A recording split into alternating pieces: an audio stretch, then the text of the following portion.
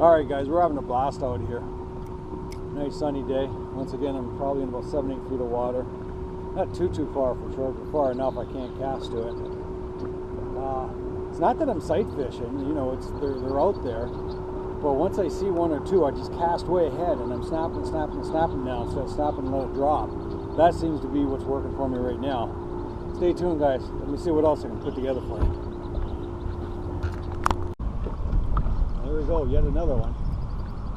Wow, what a blast this is. Feels like a pretty good one too.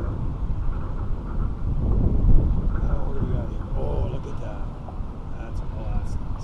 Oh, look at the ones with him. Like 5 or 6 with this guy. Woo! Oh, but well, he wasn't as big as my first one. My first one was a solid 5. And of course, I didn't have my GoPro ready. Look at that one. Woo!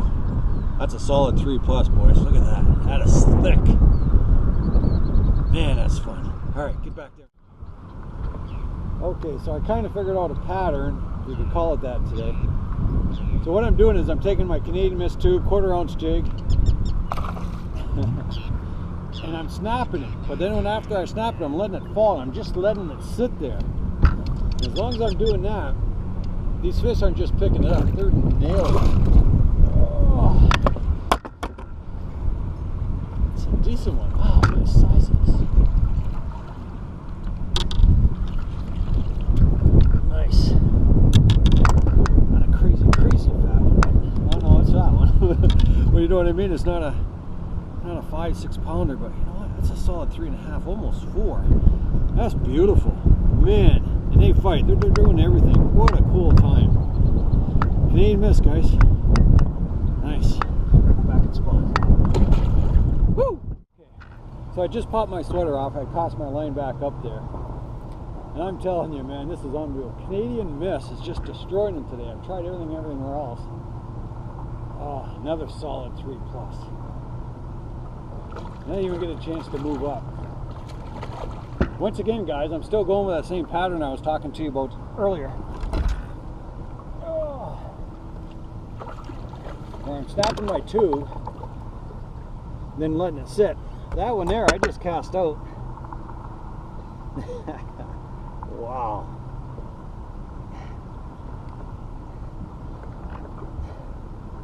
Okay, I'm gonna have to do a little work on this one.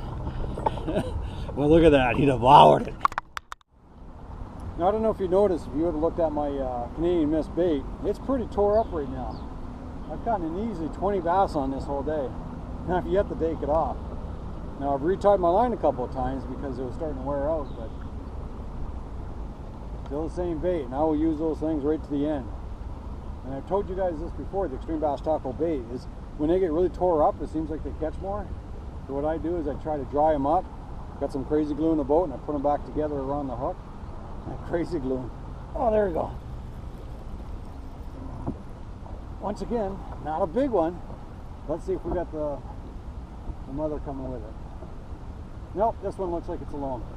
Oh, he come on.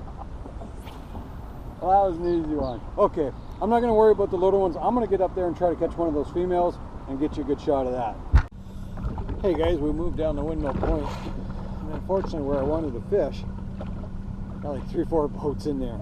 But what the funny part about it is you know when somebody tells you to go to a spot, say, hey, this is where it is, here's a GPS spot.